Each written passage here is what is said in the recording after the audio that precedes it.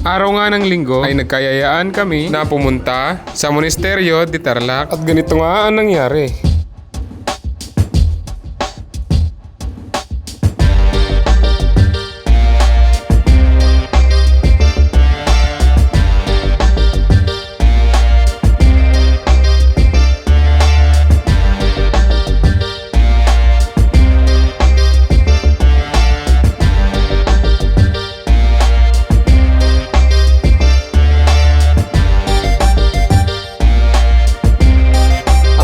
Nga namin ay di namin inasahan na paakyat pala tong daanan, kaya ini-enjoy na lang namin dahil pagdating raw namin sa dulo ay makikita raw namin yung tunay na kagandahan ng Monasterio de Tarlac.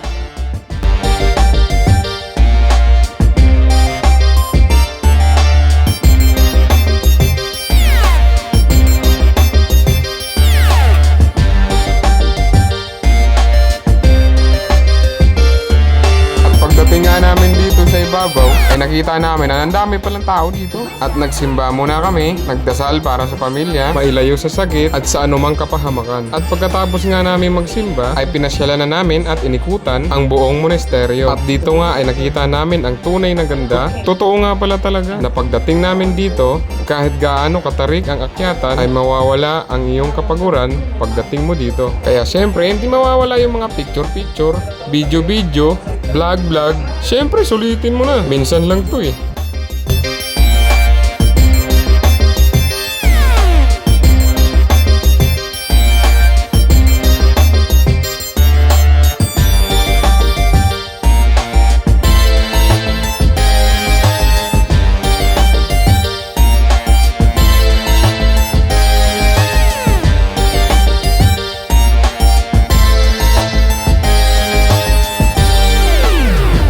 Tapos naman namin dito ay naglakad-lakad pa kami ay manakita kaming isang pwesto na kung gusto mo nga bumili ng souvenirs, dito lang yan. May mga keychain, sombrero, at iba pa. At syempre, hindi ka rin magugutom dito pag maglakad-lakad kayo dahil may mga tinda rin sila ditong mga pagkain.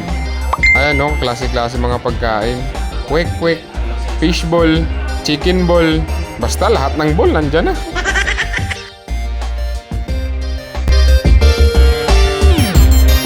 Pagkatapos nga namin mag-ikot-ikot ay bumalik na kami kung saan kami nakapwesto. May dala kami pagkain kaya dito na rin kami kumain. Sige, pakapangan nyo. Marakalata naman nasi. At pagkatapos kumain, ito na naman ang kaganapan. Kasi hindi mo talaga yung camera ko. Cinematic mo. Ang tababa ni Kim. Pero nag-repat lang ako. Wait po, wait lang.